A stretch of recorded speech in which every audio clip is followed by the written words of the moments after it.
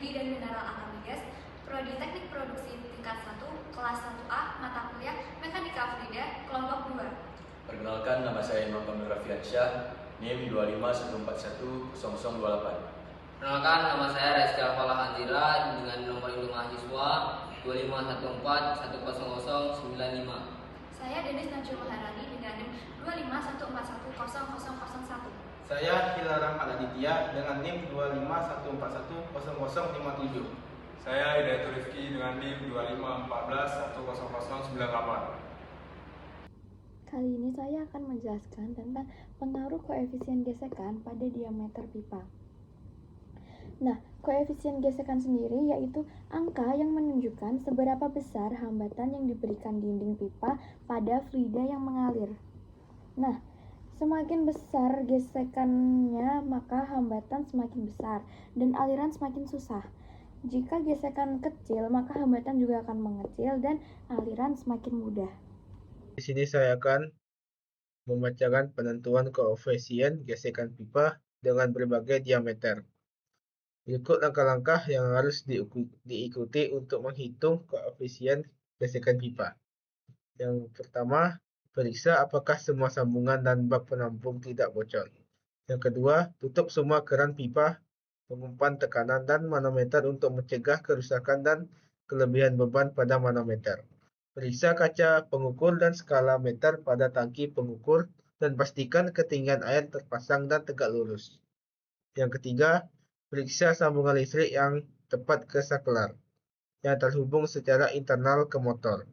Pertama, buka katup masuk alat, atur katup kontrol yang terletak di ujung keluar alat ke laju aliran yang diinginkan dan pertahankan aliran tetap stabil. Yang keempat, debit sebenarnya diukur dengan bantuan tangki pengukur. Perbedaan ketinggian yang dihasilkan oleh flow meter dapat ditemukan dari manometer untuk setiap laju aliran. Yang kelima, nyalakan motor sambil menjaga katup pengiriman tetap tertutup. Air dibiarkan mengalir melalui pipa yang dipilih dengan memilih katup bola yang sesuai. Dengan mengatur katup, kendalikan laju aliran dan pilih titik pengukuran tekanan yang sesuai. Pastikan saat mengambil pembacaan, manometer telah diisi dengan benar. Pengisian adalah proses mengisi bagian atas manometer dan pipa penghubung dengan air dengan mengeluarkan udara dari pipa. Yang ketujuh, catat perbedaan ketinggian H dari skala manometer dan waktu yang dibutuhkan untuk kenaikan air sebesar 10 cm, yaitu 0,1 meter di tangki pengumpul dengan menggunakan stopwatch. 8. Kehilangan tekanan sebenarnya ditentukan dari pembacaan manometer.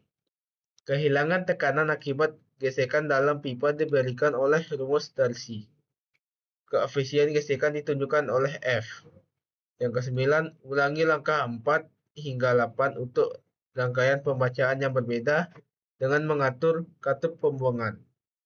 Oke, itu adalah penentuan koefisien gesekan pipa dengan berbagai diameter. Pengaruh diameter pipa terhadap gesekan aliran.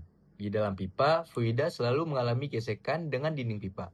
Besarnya gesekan dipengaruhi oleh seberapa besar diameter pipa. Pada pipa berdiameter kecil, permukaan dinding yang bersentuhan dengan aliran lebih dominan dibanding luas penampangnya. Akibatnya, gesekan terasa lebih kuat, sehingga energi aliran banyak yang hilang. Pada pipa berdiameter besar, pengaruh dinding pipa terhadap aliran menjadi lebih kecil. Dampak gesekan berkurang dan aliran menjadi lebih lembut. Dengan kata lain, semakin kecil diameter pipa, maka semakin besar gesekannya. Semakin besar diameter pipa, semakin kecil pula gesekannya. Kaitan diameter dengan kecepatan aliran. Diameter tidak hanya mempengaruhi gesekan, tetapi juga mempengaruhi kecepatan fluida. Pipa kecil membuat fluida bergerak lebih cepat karena ruang aliran sempit. Kecepatan yang tinggi menyebabkan aliran menjadi lebih bergejolak dan tidak stabil. Ketidakstabilan ini meningkatkan gesekan internal dan gesekan dengan dinding sebaliknya. Pipa besar memberi ruang lebih luas sehingga fluida mengalir lebih tenang. Aliran yang tenang memiliki gesekan lebih kecil. Dan yang ketiga, hubungan dengan transaksi aliran. Laminar turbulen. Diameter pipa memengaruhi apakah aliran bersifat laminar atau turbulen. Pada pipa kecil, biasanya aliran cenderung lebih turbulen karena kecepatan lebih tinggi. Turbulensi menambah gesekan. Pada pipa besar, aliran cenderung lebih teratur, sehingga gesekan lebih kecil. Artinya pipa kecil, maka aliran lebih turbulen, serta gesekan lebih besar.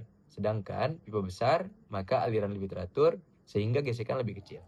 Nah, selanjutnya adalah pengaruh kekasaran pipa. Setiap pipa memiliki tingkat kekasaran pada permukaan dalamnya. Pada pipa kecil, kekasaran relatif terasa lebih besar karena jaraknya dengan pusat aliran lebih dekat. Ini menyebabkan gesekan meningkat. Pada pipa besar, kekasaran relatif terasa lebih kecil, sehingga pengaruhnya terhadap aliran tidak sebesar pada pipa kecil. Kemudian, kesesuaian data praktikum dengan teori. Secara umum, data praktikum menunjukkan pola sebagai berikut. Pipa yang diameternya kecil mengakibatkan hilangnya energi aliran yang lebih besar. Kemudian, pipa yang diameternya besar menghasilkan kehilangan energi lebih kecil. Semakin kecil diameter, koefisien gesekan semakin besar. Pola ini konsisten dengan konsep dasar hidrodinamika dan sesuai dengan grafik teoritis seperti diagram Moody.